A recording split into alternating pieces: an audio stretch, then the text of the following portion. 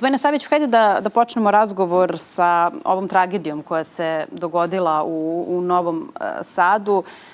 Sada sam pročitala neke od detalja koje imamo u medijima i ono što se još dodaje, odnosno kako se nezvanično saznaje, jeste da se zaglavio pištolj, da ga je ovaj mladić navodno okrenuo ka sebi i opalio metak pravo u grudi. Kako komentarišete jedan ovakav slučaj? Ja prvo moram da iskoristim priliku da izrazim najdublje saučešće porodici tragično nastradalog mladića, a takođe i da pružim veliku podršku instruktorskom timu Centra za osnovnu policijsku obuku i svim tim mladim ljudima koji su juče prisustvovali tom nemilom događaju.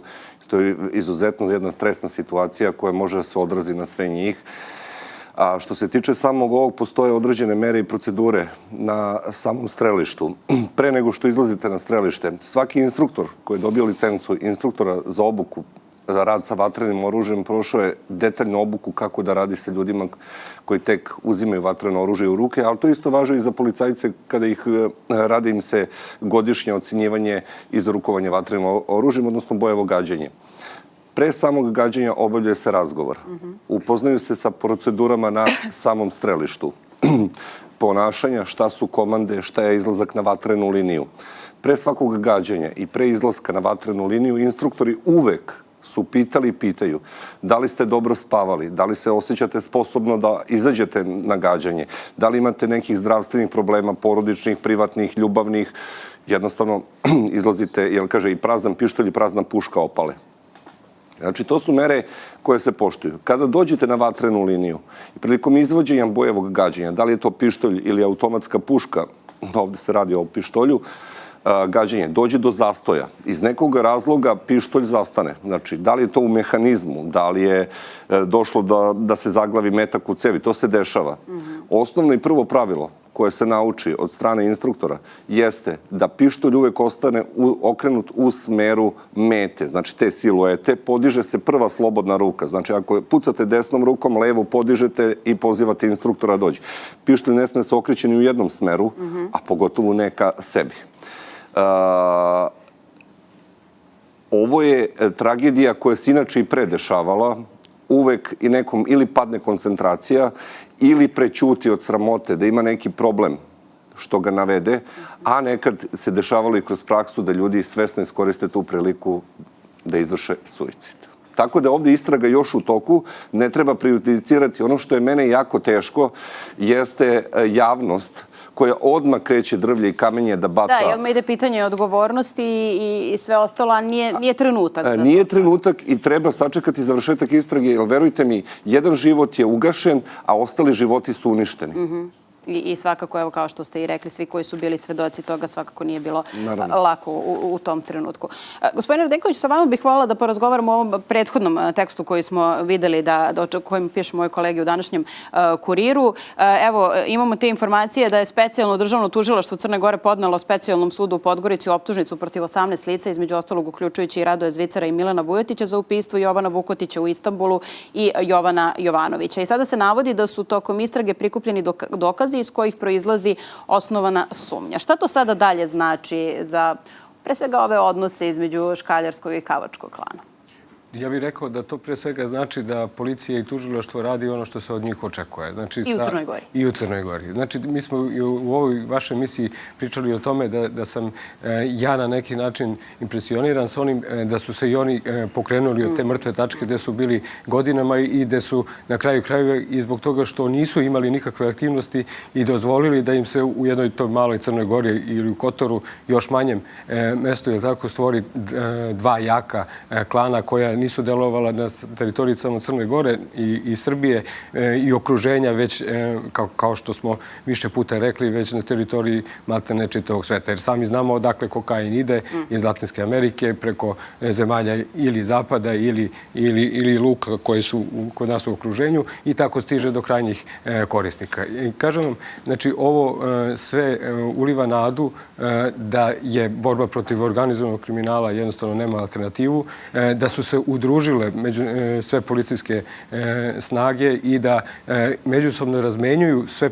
potrebne podatke koje će na kraju krajeva dovesti, koje dovodi do hapšenja izvršioca, odnosno članova organizovanih kriminalnih grupa. Dobro, i istovremeno sa ovom informacijom imamo i to da su turski mediji objavili fotografije na kojima se vidi kako je mučen škaljarac Risto Mijanović i ova dva ubistva zapravo, dakle Rileta kapetana i Jokije, govorio je i Srđan Lalić, inače svedok saradnik u slučaju suđenja Belivuka i njegovoj kriminalnoj grupi i smatra se da je reč o Mijanoviću i Jovanoviću. Ali možemo da očekujemo još nekih novih detalja u istrazi kada je reč o klanu Belivuk? Ja sam siguran to i kao što sam i pre to naglašavao, pohvalio bi rad turske policije i uopšte njihovih organa koje se bave bezbednošću, jer nisu stali hapšenjem i neposrednih izvršioca koji su izvršili ubistvo Jovana kod njih u Istanbulu, već su nastavili sa prikupljanjem ostalih materijalnih dokaza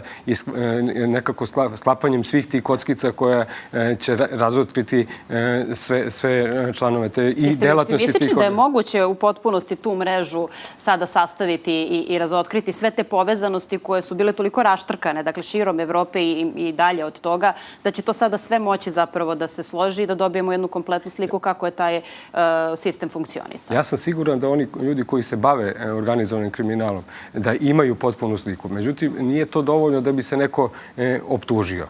Evo, navešću vam samo jedan primjer koji stalno ovako mi ostalo je u sećanju da naše zakonodavstvo, na primjer, nekada nije prepoznavalo pripremu krivičnog dela. Sad imamo to slučaj da jeste, ne samo kod nas. Evo, vidimo sad i u Crnoj Gori, jer moram da napomenem da su oni sad optuženi za pomaganje, odnosno pripremanje krivičnog dela ubistva Jovana Vukotića i dok je bio u zatvoru, odnosno u pritvoru. Znači, nekada mi imamo određena saznanja da neko priprema krivično delo, ulazili smo, vršili smo pretrese i nismo mogli da nađemo dokaze za to i čak i da smo našli, nismo mogli da ga optužimo. I tad se dešavalo da taj izvršilac bude optužen za neko manje mizerno krivično delo poput nekog falsifikata ili nekog džointa koji se pronađe i on znači ne dobija zasluženu kaznu. Sada je to drugačije, jednostavno prepoznato je to krivično delo kao veoma opasno i mnogo je bitno da se spreči bilo kakva likvidacija, ali ono što ste vi sad malo pre rekli, bitnije od svega, jeste da se razotkriju svi članovi organizovanog kriminalne grupe, kako ona deluje i uvek biti spreman da odgovoriš i novim izazovima i njihovoj reorganizaciji, jer to je odlika organizovanog kriminala. Ukoliko bilo ko od članova ili više njih ispadne iz koloseka, što bi rekli, oni imaju jednostavno rezervnu varijantu, odnosno neko upadanje na njihovo mesto. A vrlo brzo se regenerišu. I ne samo u okviru jedne organizovane kriminalne grupe, nego ukoliko jedna od njih ispadne, znate koliko njih manjih čeka u niskom startu da zauzme njihovo. Čeka da zasija u tom trenutku. Sada, ono što kada pričamo o organizovanom kriminalu, gotovo svi sagovornici ovde u studiju kažu da to ne može ništa da se dešava bez podrške negde državnih struktura. Da to vratimo sada na priču sa naših terena ovde. Evo, juče je u Specijalnom sudu u Beogradu prikazan snimak razgovora pokojnih Dragoslava Miše Ognjanovića i Dragoslava Miloradovića u kom, osim Dijane Hrkalović, pominju i Luke Bojovića, Zvicera i Belivuka. Dijana Hrkalović je neko ko se navodio da je zapravo omogućila zapravo na neki način dejstvovanje ovih klanova. Hajde sada to da povežemo sa čitavom ovom pričom. Kako vi vidite uopšte mogućnost rešavanja i raspetljavanja te mreže kriminalnih klanova i da li ćemo doći do tog nekog vrha piramide? Evo ovako, znači kao što je već poopšte poznato, vi ne možete imati organizovan kriminal da nemate ljude infiltrirane u državne organe. Sudstvo, tužilaštvo i bezbednostni sektor, vojska, policija i druge bezbednostne agencije. To je večita borba. To uvek bilo i uvek se dešavalo. Služba je to u nekom periodu jako efikasno rešavala, pronalaženjem krtica u svojim redovima. Bilo je jedan period kada je jednostavno i zatajila od toga. Onda ponovo je, da kažem, vaskrsla i ponovo je krenula da čisti svoje redove baš od takvih nuns pojava koje ne samo da su članovi organizovanih kriminalnih grupa, već svojim delovanjem utiču na rad službe i drugih časnih ljudi koji stvarno ima u službi i koji stvarno odgovorno rade svoj posao. Naravno, to je sve opet, da kažem, kada postoje takve grupe gde je povezan i deo politike i